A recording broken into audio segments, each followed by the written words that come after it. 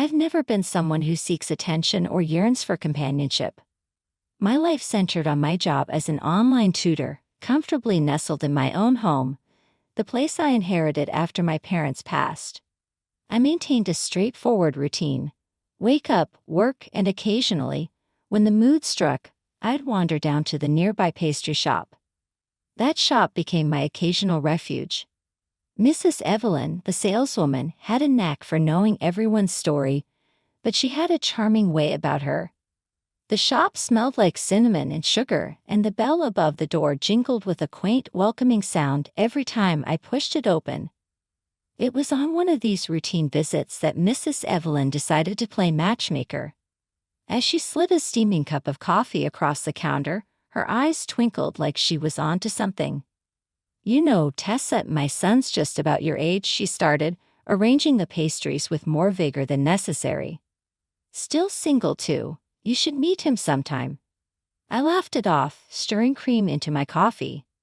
"Thanks, but I'm all right on my own, really," I replied.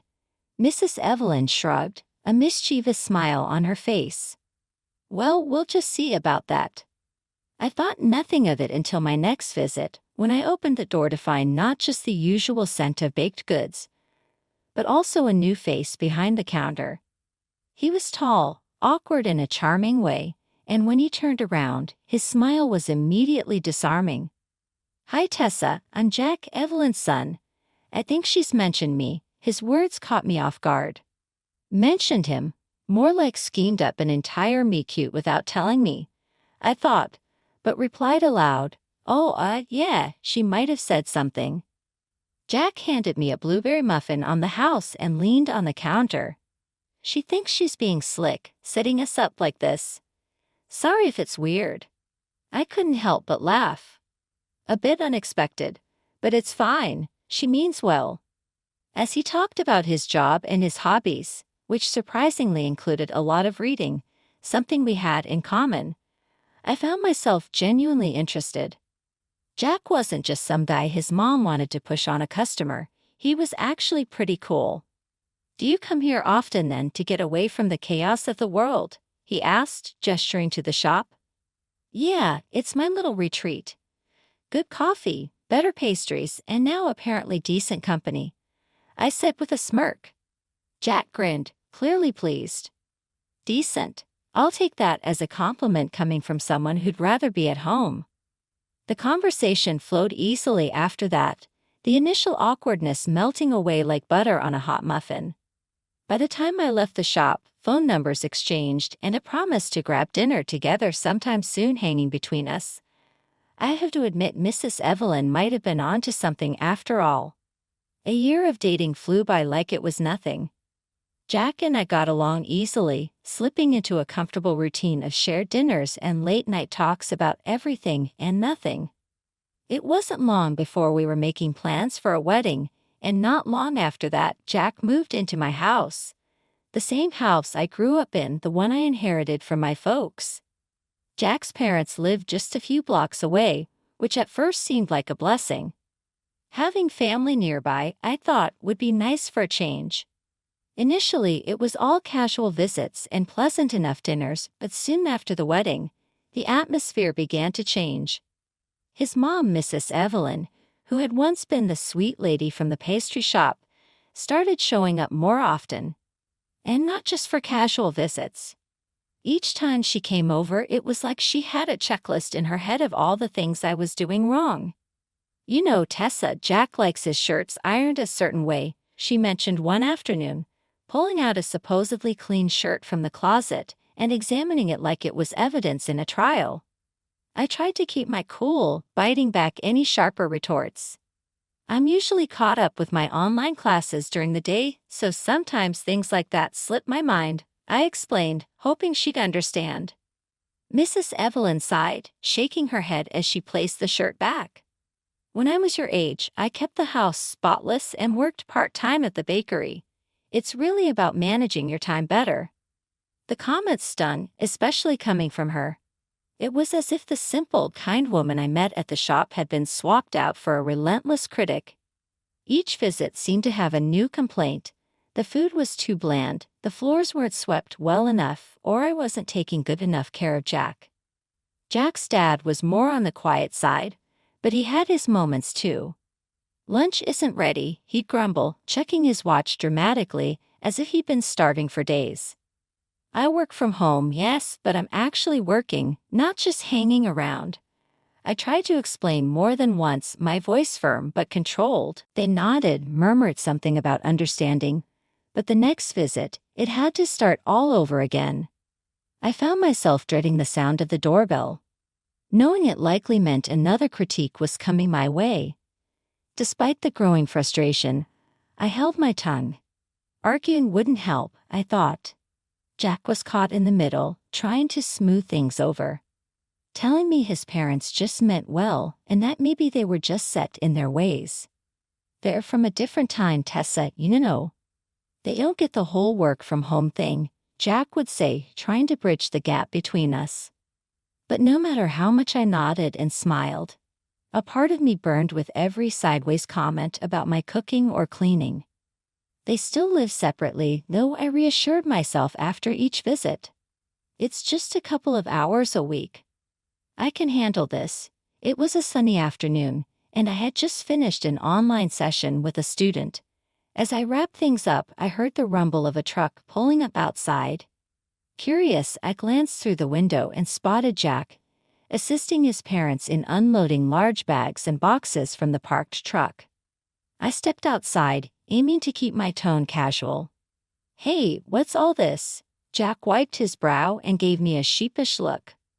"Oh well, it looks like my parents are going to stay with us for a bit." "A bit? What does that mean, Jack?" I asked, my voice rising despite my attempt to stay calm. "It's just temporary, Tessa," he said quickly, almost tripping over his words. "Their house is being rented out for extra income. They thought it would be easier to stay here for now." I felt a chill run down my spine. This wasn't just a visit. This was moving in. "Jack, don't we usually talk about big decisions like this?" I asked, my voice tight. Before he could reply, Mrs. Evelyn came bustling over, her voice full of false cheer. "Oh darling, isn't this wonderful? We'll get to spend so much more time together." I forced a smile. "Mrs. Evelyn, how long are you planning to stay?" She waved a dismissive hand as if I'd asked about the weather. "Oh, just a while, dear, until we sort things out. We're family now, right?" "Families help each other." I glanced at Jack, waiting for some support, but he avoided my gaze. That's when Mr. Peterson chimed in, his voice booming across the yard. "Where do you want this box, son? Should it go in the spare room?" They had it all planned out, and from the looks of it, my opinion didn't matter. It's been literally a few days. My home no longer felt like mine. Mrs. Evelyn took over the kitchen, criticizing every meal I made. "You need to add more salt, Tessa, and this meat is all wrong. Jack likes it tender." I clenched my fists, counting to 10 in my head before responding. "I've been cooking for Jack just fine, until now, Mrs. Evelyn."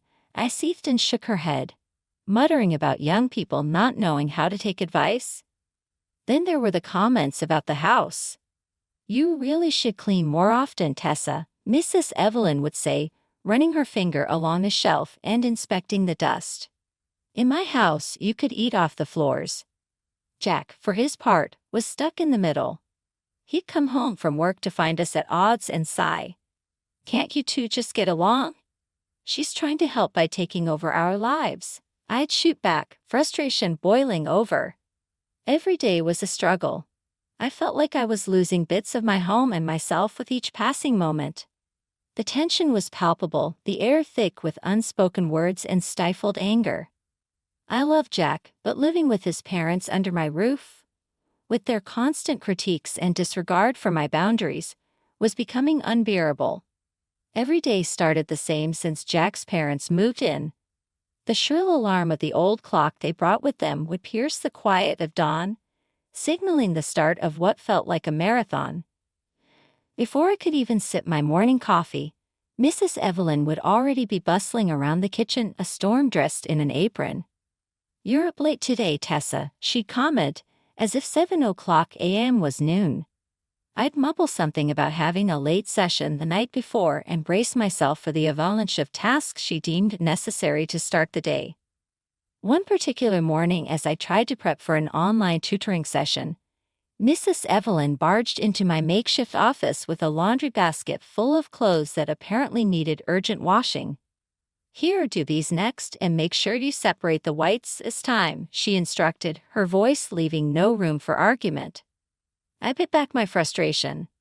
"Mrs. Evelyn, I've got back-to-back sessions today.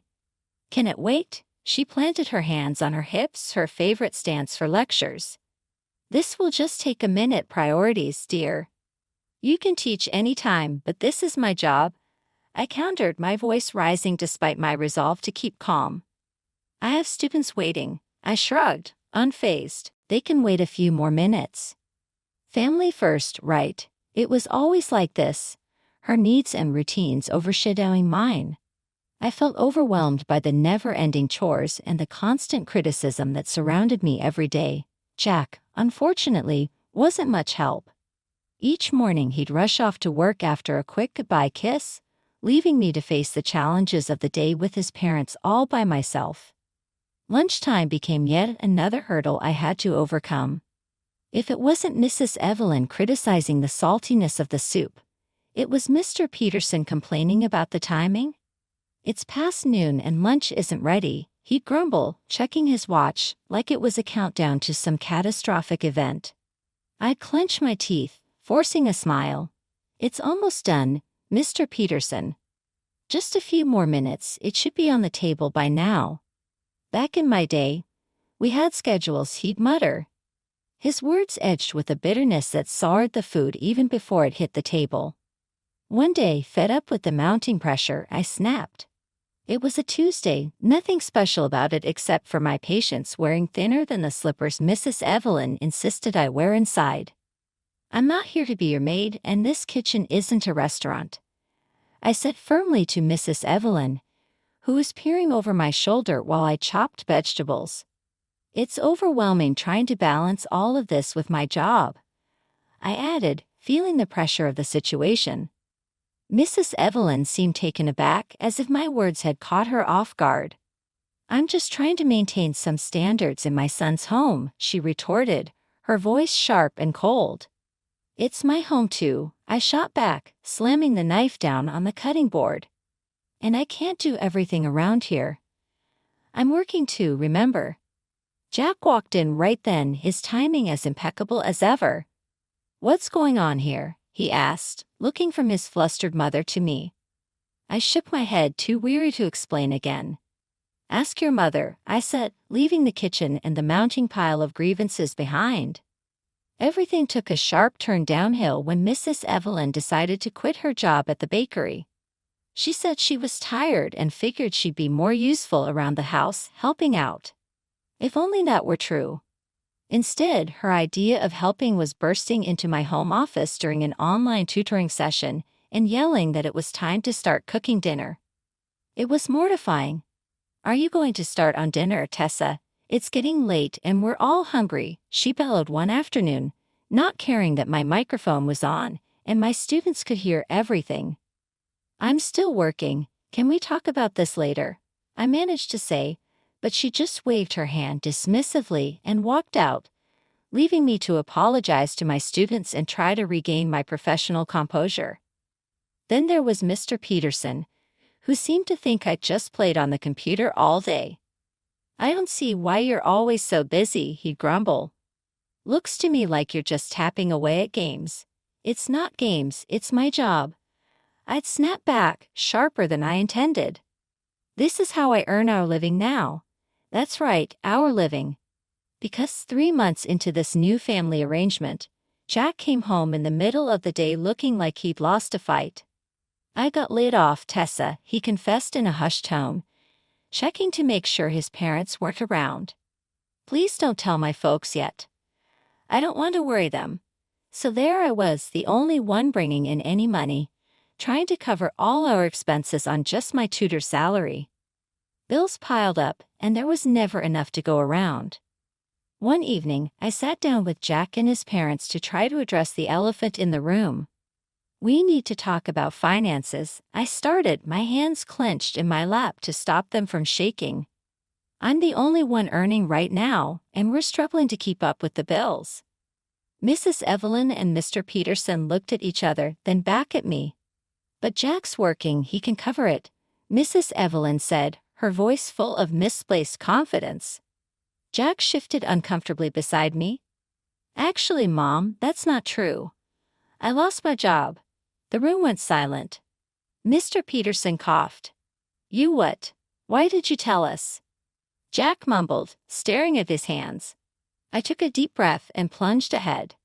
"We can't cover everything on my salary alone. I was thinking maybe you could help out, contribute half the rent of your house to the family budget." Their reaction was as if I'd suggested something outrageous. Mrs. Evelyn's eyes narrowed. "Why should we? You have a job, you should be able to handle it. Jack always took care of things before." I was at my breaking point. "But I can't now, it's too much and I need help." Jack put a hand on my shoulder. "Maybe just give me some time to find a new job, okay? I'll sort it out." I nodded, more out of exhaustion than agreement. Every day felt like wading through quicksand.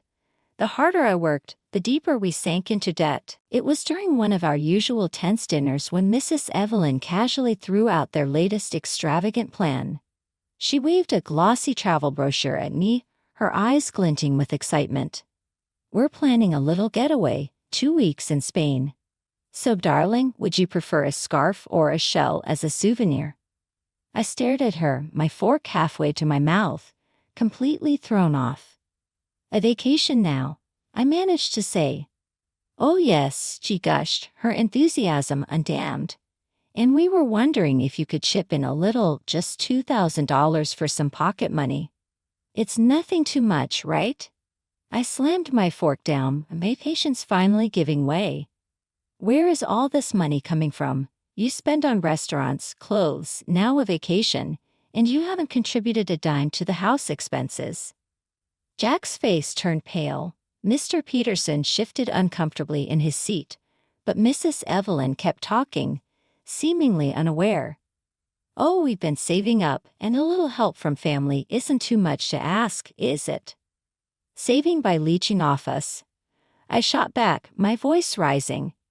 "You don't pay for groceries, rent, nothing, and you still expect me to fund your trips." Jack tried to interject, his voice tight. "Let's calm down and talk this." "No. I'm done talking." Interrupted, pushing back from the table.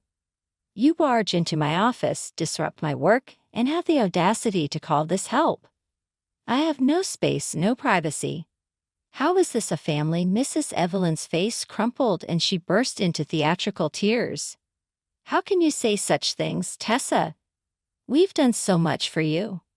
We've even kept quiet about things like how often we've talked Jack out of leaving." "You." The room went still. "What?" My voice was a whisper, disbelief etched into every syllable. "Jack, is that true?" Jack looked down, his face flushed with shame or anger. I couldn't tell. "Mom, what are you talking about?" But Mrs. Evelyn, clutching her chest, diverted the crisis. "Oh, my heart, this stress isn't good for me.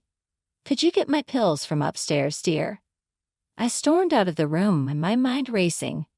Halfway up the stairs, I paused. Wait, what were the pills called again?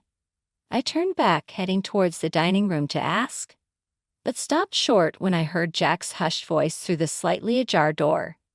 "No, Mom, you almost blew everything. We need to keep this quiet until we sell the house. If she leaves me now, I get nothing. Make sure you're not pushing too hard, just enough so she wants to sell." My heart sank as I listened, hidden from view. His words chilled me to the core. "We keep up the pressure, she sells. I divorce her and get half. Then we can sell the old house and buy something better. Just keep it together, stop buying expensive stuff for a while and coordinate with me first." I leaned against the wall, feeling the weight of their betrayal. I couldn't believe what I was hearing. My marriage, my home, it was all a setup. Taking deep breaths, I composed myself and walked back into the dining room. Mrs. Evelyn was wiping her eyes, miraculously recovered. I forgot to ask, "What's the name of your medicine?" She smiled sweetly, a stark contrast to her earlier performance. "Oh, it's nothing, Tessa. I'm feeling much better now, thank you." As I sat back down, I knew I had to play along. They didn't know that I knew, and I needed to keep it that way. Inside, I was reeling, but outwardly I was calm. I needed a plan, and until then, I had to keep my cards close to my chest. The next morning, I woke up with a plan crystal clear in my mind. I canceled all my classes for the day, at first since I started tutoring online. I drove to the lawyer's office, my hands slightly trembling as I gripped the steering wheel. At the lawyer's, I laid everything out, the overheard conversations, my financial contributions, everything. The lawyer was meticulous, making sure that the divorce papers were ironclad, especially regarding the ownership of the house and my assets. "They won't see a cent of your property," he assured me, his voice firm and resolute. When I returned home, the atmosphere was stifling. Jack and his parents were in the living room, an air of impatient waiting hanging over them. As soon as I walked in, Mrs. Evelyn erupted, "Where have you been all day? You couldn't even bother to make dinner before leaving." Her voice was shrill, echoing off the walls. I stood at the entrance, my resolve hardening. "I'm done cooking, and I'm done tolerating disrespect in my own house," I replied, my voice calm but ice-cold. Jack stood up, his expression a mix of frustration and poorly masked desperation. "Maybe it's best if we just sell the house and find somewhere else to go, start fresh, without my parents." He was playing his part, thinking he was steering the conversation towards his goal. His parents froze, their faces a picture of greedy anticipation. But I couldn't help but laugh, a short humorless sound that bounced sharply around the room. "Sell the house." "Oh, Jack, I know about everything, your plans with your parents. It's over." I pulled the divorce papers from my bag and slapped them down on the coffee table in front of him. "Here are the divorce papers. I want you and your parents out of my house immediately." The room erupted. Jack's face turned a deep red, his eyes widening in shock. Mrs. Evelyn began to sob dramatically, while Mr. Peterson stood up, his body tense with anger. "You can't do this to us. We're family." "That's no family of mine," I shot back. "You tried to cheat me out of my home, my security. It's done." Jack made a move as if to argue, but I cut him off. "I have recordings of your plans. My lawyer is fully aware of everything. Leave or I will call the police." They gathered their things, Mrs. Evelyn wailing the entire time, while Mr. Peterson muttered curses under his breath. Jack looked defeated, the reality of his situation finally dawning on him as he realized the game was up. The next few weeks were a blur of activity. I threw myself into revamping the house, turning it back into the sanctuary it had been before. Each room was cleansed of any remnants of the past months. Every cushion, every piece of linen that held any trace of them was replaced. One afternoon, while rearranging the living room, my phone buzzed. It was a call from Emma, a friend I hadn't spoken to in months. Too embarrassed to tell anyone about the mess my life had become.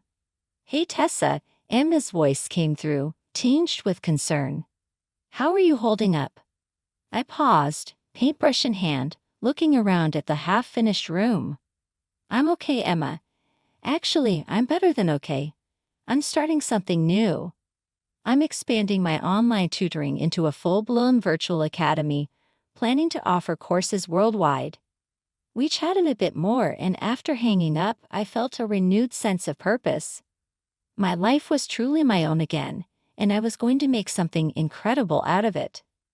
Days turned into weeks, and my project began to take shape. I assembled a small team, and we worked tirelessly to create a platform that went beyond learning. It aimed to connect people worldwide. The response was incredible. Students from various countries eagerly joined a community that offered more than just education. Several weeks later, Mrs. Evelyn called me. The house they had rented out burned down due to faulty electrical wiring, she explained. A disaster exacerbated by our failure to renew our insurance on time. Can we stay with you just for a little while? We have nowhere to go, she pleaded over the phone. The pause was brief. No, Mrs. Evelyn, I replied firmly. We are strangers now. I wish you the best. Hanging up, I felt a twinge of something, a remnant of the bond I once thought we had. But stronger than that was the conviction in my own voice, the certainty in my choice.